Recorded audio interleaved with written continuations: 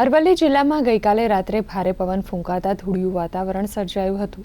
અચાનક વાતાવરણમાં પલટો આવતા વૃક્ષો પડી જવાની ઘટના બની હતી અને અનેક જગ્યાએ વીજ પોલ પડી ગયા હતા। આ સાથે જ મોડાસા શહેરના આઇકોનિક બસ સ્ટેશન ઉપરની ગ્રીલ પણ તૂટી પડી હતી। બીજી બાજુ ભારે પવન ફૂંકાતા મોડાસામાં ભારે નુકસાન થયું હોવાના અહેવાલ છે।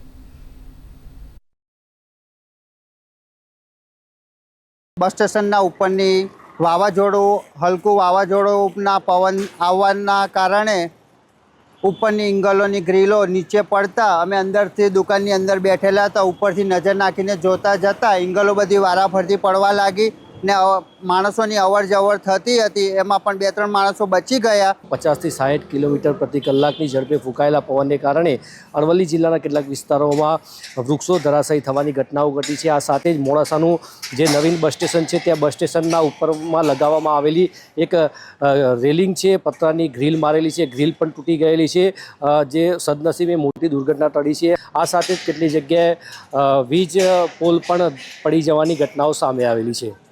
અંકિત ચૌહાણ, DD ન્યૂઝ, અરવલ્લી।